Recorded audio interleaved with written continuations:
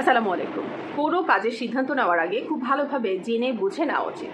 কারণটা কি জানেন? একটা সুন্দর গল্প আজকে আপনাদেরকে শোনায়। একজন কৃষক তার খামারে দেখলো অনেকগুলা তেলাপোকা, 3টে তেলাপোকা এসেছে এবং তারা সেখানে খাবার চুরি করে খাচ্ছিল।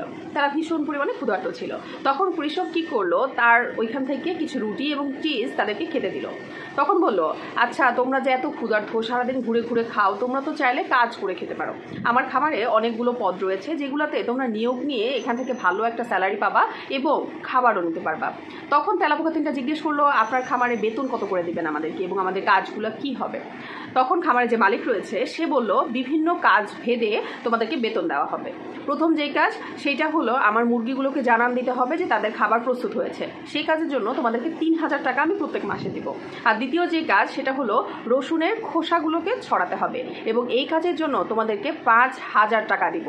এবং তারপরে উনি বললেন, তারপরে যে কাজটা রয়েছে, এই খামারে প্রচুর পরিমাণে বজ্জাত টিকটিকি রয়েছে। এই টিকটিকিগুলোকে যদি তোমরা তাড়াতে পারো তাহলে তোমাদেরকে 4000 টাকা প্রত্যেক মাসে দিব। আর একটা কাজ রয়েছে, আমার ছাগলদেরকে নাচ এবং গান শোনাতে হবে। এটা যদি করতে পারো তাহলে এটার বেতন 250 টাকা, সর্বনিম্ন এই টাকাটাই দেওয়া হবে।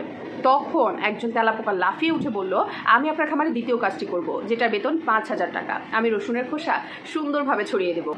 এরপর দ্বিতীয় যে তেলাপোকা রয়েছে সে বলল, আমি আপনার খামারে 3 নাম্বার কাজটা করতে চাই। আমি এখান থেকে বিরক্তিকর টিকটিকিগুলোকে তাড়িয়ে দিব, এটার বিনিময়ে আমি মাসে 4000 টাকা বেতন নিব। এটাও হয়ে গেল। তখন 3 নাম্বার যে তেলাপোকাটা রয়েছিল সে বিভিন্ন দিক চিন্তাভাবনা করলো এবং সে চিন্তাভাবনা করার পরে খামারের যে মালিক তাকে বলল, আপনার এখানে যে সর্বনিম্ন বেতন 250 টাকা বেতনের যে চাকরিটা সেটাই আমি করব। আমি আপনার ছাগলদেরকে নাচ করে দেখাবো এবং গান গেয়ে শোনাবো। বাকি যে 2জন তেলাপোকা রয়েছিল তারা তো হেসে গড়িয়ে গেল যে এই তেলাপোকাটা কি পরিমাণ বোকা এবং অযৌক্তিক, নিজের ভালোটাও নিজে বুঝে না। পরের দিন যথারীতি তারা 3জনই কাজে চলে আসলো এবং কাজে চলে আসার পরে প্রথম যে 2 তেলাপোকা ছিল তারা মারা গেল। প্রথম দিন কাজে এসে তারা মারা গিয়েছে। তৃতীয় যে তেলাপোকা রয়েছে সেই খামারি তার কাছে গিয়ে জিজ্ঞেস করে, আচ্ছা তুমি কেন এই কাজটি বেছে নিলে? তোমার তো প্রথম সঙ্গী 2টা ভালো বেতনের চাকরি বেছে নিয়েছিল। তখন তেলাপোকা উত্তর দিলেন, আচ্ছা দেখুন, আপনি যে প্রথম কাজটি হলো মুরগিদেরকে খাবার তৈরি হয়েছে এটা জানান দেওয়া। মুরগির প্রিয় খাবার হলো তেলাপোকা, তাহলে আমি সেই কাজে কেন যাব যেখানে আমাকে মুরগির কাছাকাছি যেতে হবে? দ্বিতীয় যে কাজটি দিয়েছেন সেই কাজটি হলো রসুনের খোসা ছড়ানো। রসুন হলো তেলাপোকার অনেক শত্রু, মানে এই গন্ধটা তেলাপোকা সহ্য করতে পারে না। তাই যেখানে আমাকে রসুন কাটতে হবে দাঁত দিয়ে, সেই কাজ আমি কেন করবো? এটা করলে তো আমি এমনিতেই মারা যাব।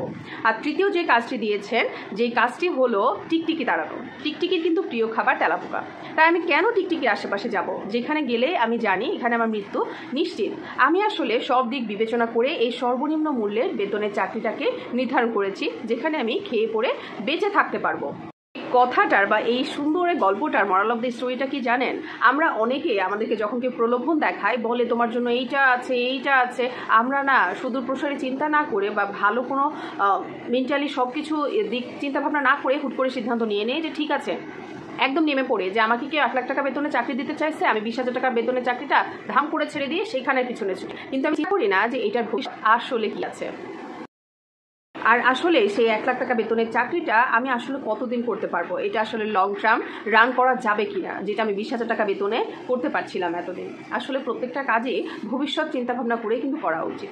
অন্ততপক্ষে সুদূর প্রসারী ভবিষ্যৎ চিন্তাভাবনা না করলেও সাময়িক একটু চিন্তাভাবনা করে যে কোনো কাজ করা উচিত। অন্যের প্রলোভন দেখানোতে নিচে নিচে সেই কাজে নেমে পড়া কখনোই উচিত না।